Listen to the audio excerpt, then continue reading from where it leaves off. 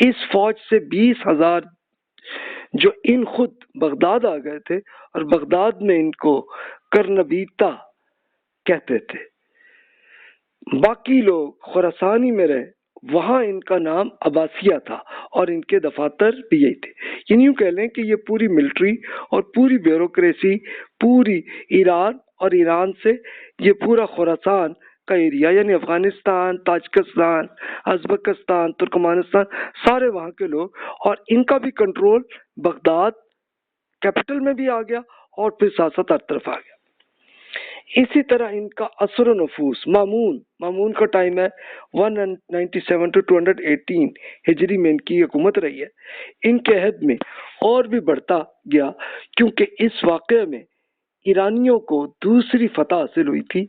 پہلی فتح عباسیوں اور امویوں کی جنگ میں انہیں پہلے ہی حاصل ہو چکی تھی، کیونکہ ایرانی ہی زیادہ تر عباسیوں کے ہوا خواہ تھے۔ اس دوسری جنگ میں مامون اور امین کے درمیان ہوئی تھی تو ایرانیوں کو دوسری فتح نصیب ہوئی تھی، کیونکہ زیادہ تر ایرانیوں نے مامون الرشید کا ساتھ دیا تھا اور اس میں مامون کے لیے تعصب تھا، جبکہ زیادہ تر عربوں نے امین کا ساتھ دیا تھا۔ لہذا مامون کی فتح دراصل ایرانیوں کی فتح و نصرت شمار ہوئی۔ جب معتصم، جب اگلے حکمران ہوئے 218 to 227 تک ان کا زمانہ آیا، تو انہوں نے ایرانیوں کی جگہ ترکوں کو دے دی، اور ترکوں کے ذریعے سے اسی نے عربوں اور ایرانیوں کو دونوں کا بندوبست کر لیا۔ اب ترکی کون تھے؟ یہ ترکمانستان کے تھے، اور ازبکستان بھی آپ کہہ رہے ہیں اس زمانے میں یہ پورا خراسان ایک ہی ایریا تھا، تو یہ وہاں کے تھے، تو ان کی حکومت آ گئی۔ اچھا، یہ آپ نے ہسٹری میں آپ نے دیکھا ہوگا کہ سب سے زیادہ عروج یہ ہارون الرشید کے زمانے میں ہوا، اور لیکن ہوا یہ کہ ہارون جب خود فوت ہوئے 193 ہجری میں، تو ان کے دونوں بیٹے مامون اور امین دونوں میں یہی اختلاف آیا کہ وہ دونوں چاہتے تھے میں حکمران بنوں، آپس میں ان کی جنگیں ہوئیں، اور ان جنگوں میں مامون کو یہ فتح ہوئی تھی، اور ان کی پوری ملٹری وہ ایرانی ان کے ساتھ تھے، تو پھر ایرانیوں کا ایک پورا سٹیٹس آیا۔ لیکن چلیں، مامون کے بعد پھر یہ ہوا کہ اب عربوں کا بالکل سٹیٹس ختم ہو گیا، لیکن اس کے بعد پھر یہ ہوا کہ اگلے نے جو معتصم تھے انہوں نے ایرانیوں کی جگہ ترکوں کو، یعنی ترکمانستان کے لوگوں کو دی، تو اب سٹیٹس ان کا آ گیا اور عربوں کی حیثیت بہت کم ہو گئی۔ تو رزلٹ یہ ہوا، تو ہوا تو کیا ہوا، لیکن یہ دیکھیے کہ اس سے آپس میں پھر مسلسل لڑائی جھگڑے چلتے ہی چلے گئے۔ اس کے بعد اگلی ہسٹریز، اگلے جو صدیاں ہیں، ان میں مسلسل مسلمان آپس میں ایک دوسرے کو لڑتے چلے گئے۔ تو جناب یہ ہوا رزلٹ، یعنی ایک حدیث میں بھی آتا ہے کہ رسول اللہ صلی اللہ علیہ وسلم نے بتایا کہ بھی آپ لوگ اگر یہ غلط حرکت کریں گے تو پھر آپ پہ پھر سزا یہی ہوگی کہ آپ آپس میں ایک دوسرے کو ماریں گے۔ تو اس ٹائم سے لے کے آج تک یہی چل رہا ہے سلسلہ، یعنی کوئی ایسا نہیں ہوا کہ دوسری کسی قوم نے، کوئی غیر مسلموں نے چلو فتح تو کر لیا، لیکن تب بھی ہمارا سٹیٹس رہا، چلتا رہا سلسلہ، لیکن آپس میں ایک دوسرے میں کوئی سیاسی تحریکوں نے ایک دوسرے کو مارنا شروع کر دیا، اور کچھ پھر فرقہ بنا کے وہ بھی آپس میں جنگیں شروع ہوئی۔ تو اس سے آپ کو یہ پوری ریزن سامنے آتی ہے کہ اس طرح سے مسلمانوں کا زوال آنا ایسے شروع ہوا۔ پھر احمد امین مصری نے مزید سچویشن اور بتائی، اس کو بھی دیکھ لیتے ہیں ہم۔ شعوبی لوگ مختلف اصناف سے تعلق رکھتے تھے، کچھ اس میں ایرانی تھے اور کچھ نبطی جو جارڈن کی قوم تھی، کچھ قبطی جو کہ پرانے ایجپشنز تھے، ان کے کچھ اندلسی تھے، اندلس کا مطلب اسپین کے لوگ تھے۔ یہ مختلف گروپس بن گئے۔ ایرانیوں کی شعوبیت وطنی رنگ میں رنگی ہوئی تھی، جو آرانی آزادی کی دائی تھی، اور بعض اوقات زندقہ اور الحاد کی شکل اختیار کر لیتی تھی۔ اب زندقہ کیا تھا کہ وہ خود دین کے اگینسٹ معاملات کو کرنا اور دین کو یہ ظاہر کرنا کہ نہیں یہ اللہ تعالیٰ کا کچھ نہیں ہے، یہ بس لوگوں نے ایجاد کیا ہو، اس کو زندقہ کہتے ہیں۔ اور الہاد پھر یہ ہوا کہ بالکل انہوں نے ایک اسلام پہ کے اگینسٹ وہ آنے شروع ہو گئے آئیڈیاز، اور یہ آئیڈیاز بڑے پھیلانے لگے۔ نبطیوں کی شعوبیت زمین اور زراعت کی عصبیت کی شکل میں رنگی ہوئی تھی، اور کھیتی باڑی کی زندگی کو صحرا اور صحرائی معیشت میں برتری دیتے تھے۔ قبطی کون تھے؟ یہ ایجپشن سے، انہوں نے کئی مرتبہ عربوں کے خلاف بغاوتیں کی اور انہیں اپنے ملک سے نکال دینے کا ارادہ کیا۔ اس کی طرف سے آخری بڑی بغاوت مامون کے عہد حکومت میں ہوئی، جب انہیں ہر مرتبہ شکست کھانی پڑی تو آخر انہوں نے مکر و فریب کی پناہ لی اور حیلہ اور تدبیروں سے کام نکالنا شروع کیا۔ بالآخر دفتر خراج یعنی یہ وہ ٹیکس ڈپارٹمنٹ پر قابض ہو کر انہوں نے اپنے انتقام کی آگ بجھائی۔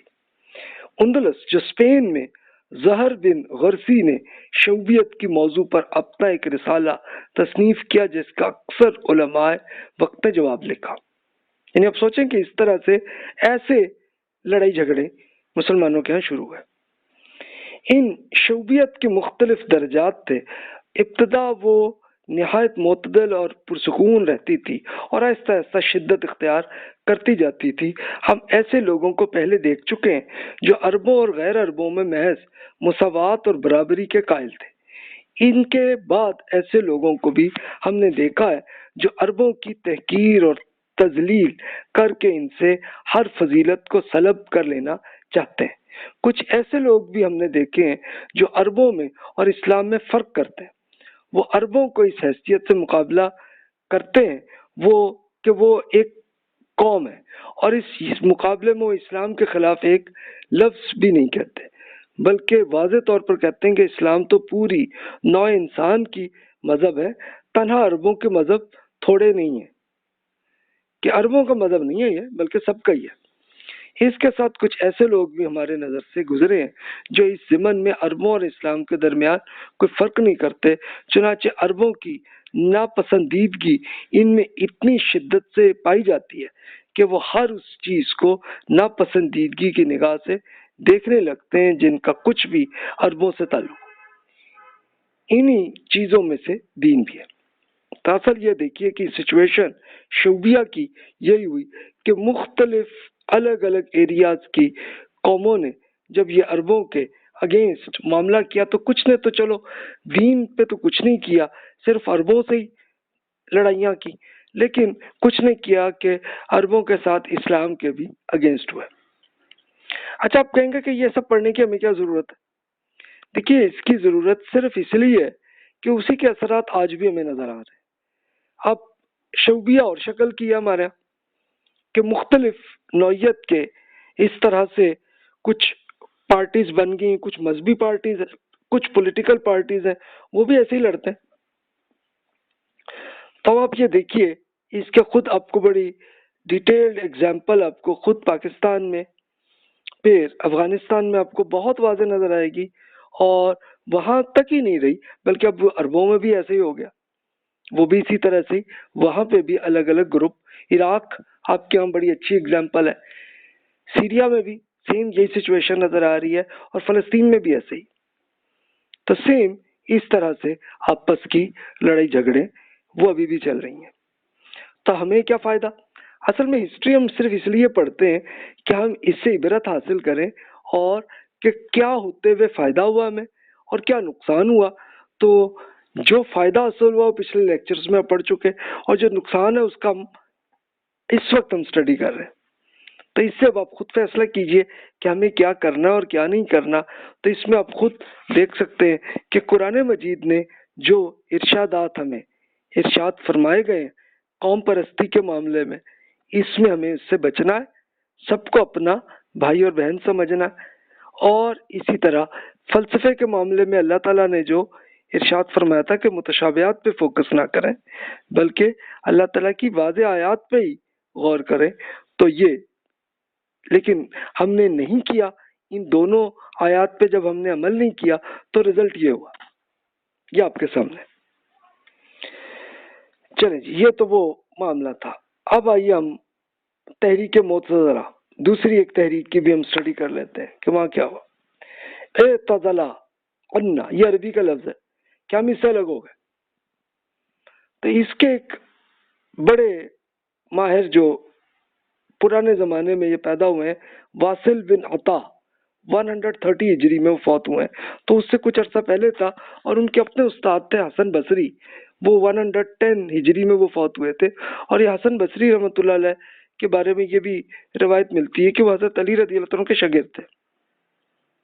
تو یا چلیں اگر ان کے نہ بھی ہوں تو چلیں ان کی حضرت علی رضی اللہ عنہ کی اگلی نسل کے جو اسکالر گزرے ان کے شاگرد ہوں گے۔ تو اب یہ دیکھیے کہ وہاں سے یہ واصل بن عطا جب الگ ہوئے اور انہوں نے کہہ دیا اعتزلہ انا، کہ میں تو بھائی حسن بصری کی پورے جو ان کا ایک اسکول آف تھاٹ ہے اس سے میں الگ ہوا، تو وہاں سے یہ لفظ اعتزلہ سے معتزلہ بن گیا۔ اب اس کا ایشو وہی ذات و صفات ہے کہ اللہ تعالیٰ کی ذات تو قدیم ہے، کیا یہ ہمیشہ سے ہے یا پھر اللہ تعالیٰ کی ذاتیں پیدا ہوئی، کیا اللہ تعالیٰ کی صلاحیتیں نہیں پیدا ہوئی؟ یہ فلسفہ شروع ہو گیا۔ پھر وہی خلق القرآن ہے کہ قرآن مخلوق ہے یا اللہ تعالیٰ کی صفت ہے۔ تو مین ہسٹری مسلمان جیسے احمد بن حنبل رحمۃ اللہ علیہ نے کہا کہ نہیں بھی، اللہ تعالیٰ کی ایک کلام ہے، اللہ تعالیٰ کے ارشادات ہے جو قرآن ہے، یہ کوئی مخلوق نہیں ہے۔ تو اس پہ یہ وہی ڈیٹیل ہے جو میں آپ سے عرض کر چکا کہ خود حکمران ہارون الرشید یہ معتزلہ سے متاثر ہوئے تھے، انہی کے کچھ اسکالرس کے شاگرد تھے ہارون الرشید، تو انہوں نے یہ اس کو کیا کہ نہیں بھی چلو بیوروکریٹس پورے این اسی فرقے کے مطابق وہ مانے، تو سب نے مان لیا جی ٹھیک ہے جی، چاہے دل سے مانا یا ویسے ہی بس اپنی جاب بچانے کے لیے انہوں نے کر لیا ہوگا۔ لیکن پھر ہوا یہ کہ ہارون تو چلیں پھر پڑھے لکھے تھے، انہوں نے کوئی ایسی حرکت نہیں اور نہیں کی، لیکن پھر اگلے جو حکمران تھے کہ ہارون الرشید کے بعد پھر معتصم تھے، تو معتصم کچھ اتنے پڑھے لکھے نہیں تھے لیکن ایک فوجی آدمی تھے، تو انہوں نے احمد بن حنبل رحمۃ اللہ علیہ اور کچھ اور اسکالرس کو کہا کہ ہاں بھائی اس پہ مانو، نہیں مانے تو ان کو پکڑ کے مارا پیٹا اچھا خاصا۔ اچھا کچھ نے مجبوراً اپنی مار سے بچنے کے لیے انہوں نے بظاہر کر لیا لیکن دل میں نہیں مانے، تو اس طرح سے یہ مسئلے ہوئے۔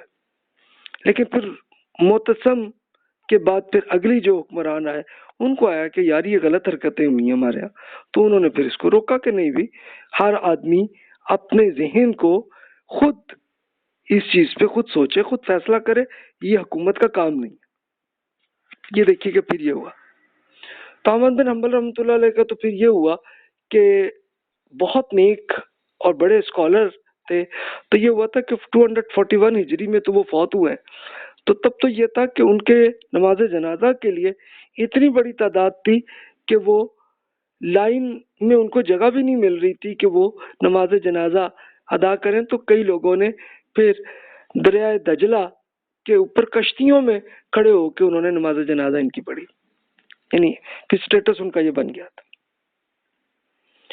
آخرت میں دیدار کا ناممکن ہونا یا ممکن ہونا، اس پہ بحثیں شروع ہو گئیں کہ جناب آخرت میں کیا ہم اللہ تعالیٰ کو دیکھ سکیں گے کہ نہیں دیکھ سکیں گے، اس طرح کی بحثیں شروع ہوئیں۔ گناہ کبیرہ کرنے والا مسلمان ہے یا کافر، اب اس پہ بحثیں شروع ہو گئیں۔ تو یہ ایک ایگزامپلز ہے، حالانکہ یہ سارے ایشوز وہ ہیں کہ جس میں ہمیں کوئی غور کرنے کی ضرورت ہی نہیں، لیکن بہرحال اس پہ ہوئی بحثیں کرنی شروع ہوئی، اور آہستہ آہستہ پھر دیکھیے کہ وہی رزلٹ آنے شروع ہوئے۔ تو کچھ ان کے جو بڑے اسکالر مشہور ہوئے تو ان کے نام میں آپ کے سامنے کر لیتا ہوں اگر، لیکن میں مشورہ نہیں آپ کو دوں گا کہ آپ انہی کی بکس لے کے پڑھیں، خام خواہ اس طرح کے ایسے ایشوز کے جس کی کوئی دین میں کوئی حیثیت نہیں ہے تو ان میں خام خواہ بحث نہیں پڑھنی چاہیے۔ مشہور عمر بن عبیدہ 143 ہجری کے، تو یہ یہود، عیسائی، مجوسی اور زنادقہ کے ساتھ مناظرہ کر رہے تھے۔ مناظرہ اس زمانے میں یہ نہیں تھا کہ ایک دوسرے سے لڑائی جھگڑے کے لیے بحث کرنی، بلکہ محض ایک ڈسکشن کہ اکٹھے بیٹھ کے جناب بیٹھے ہیں، اکٹھے بیٹھ کے چائے پی رہے ہوں گے، کھانا کھا رہے ہوں گے اور گپ شپ کر رہے ہوں گے، اور پھر اچھے طریقے سے چاہے اختلاف ہے تب بھی محبت کے ساتھ چلے گا، اس طرح کے ہوتے تھے۔ نظام المعتزلہ یہ 221 ہجری کے اسکالر ہیں. ابو الحزیل الاف 234 ہجری کے، یہ بھی غیر مسلم اسکالر سے گفتگو کرتے رہے. یعنی یہ مناظرہ، یہ گفتگو سے ہوتا یہ تھا کہ غیر مسلموں کے جو ان کے یہ متشابہات کے آئیڈیاز تھے تو وہ مسلمانوں کے بھی ایسے آنے لگے. مامون الرشید کی حکومت رہی ہے 197 to 218 ہجری. ان کے زمانے میں سرکاری سرپرستی ہوئی ہے، جس کی میں ڈیٹیل عرض کر چکا ہوں کہ انہوں نے کم از کم یہ کیا کہ بیوروکریٹس کو لازمی کیا کہ جناب ان کے جیسے ہارون الرشید کے آئیڈیاز ہیں بس ویسے ہی رہو. معتصم کی حکومت رہی ہے 218 to 227 اور پھر واسق کی 227 to 232 ہجری ان کی حکومت اب رہی ہے. اس میں حکومت میں اعتزال کی ایک تھیوریز کو قانون بنانا اور پھر جبر بھی کرنا شروع کیا، اور اس میں ان کے وزیر اعظم احمد بن داؤد تھے جو کہ خود معتزلہ فرقے کے تھے اور یہ وزیر اعظم تھے، اور انہوں نے اصل میں احمد بن حنبل رحمۃ اللہ علیہ پر یہ پورا صرف احمد اکیلے پہ نہیں بلکہ اور بہت سے اسکالرز پہ کیا، تو ان پہ تشدد کیا گیا. تو یہ ایک بڑا ہوا معاملہ. احمد بن حنبل رحمۃ اللہ علیہ پر کوڑے بھی پڑے، لیکن اس کے بعد پھر متوکل علی اللہ اگلے حکمران بنے تھے 232 to 247 ہجری کے. تو انہوں نے حکومت میں سے معتزلی علماء کو معزول کیا انہوں نے، اور معتزلہ کا پھر زوال آیا. تو اب دیکھیں کہ یہ اس طرح سے کہ ایک فلسفیانہ تحریک بنی ہوئی تھی، اور وہ پھر بیوروکریٹس میں اس کو لازمی کیا تھا، لیکن متوکل نے ان کو نکالا، اور پھر انہوں نے احمد بن حنبل اور کچھ اور اسکالرز جو کہ مین اسٹریم مسلمان اسکالرز تھے ان سب کو بڑی عزت دی اور ان کو بڑا اسٹیٹس رکھا انہوں نے. تو یہ دیکھیے کہ یہ ہسٹری میں پھر یہ بھی ہوا. تو جناب یہ نیگیٹو معاملات ہیں.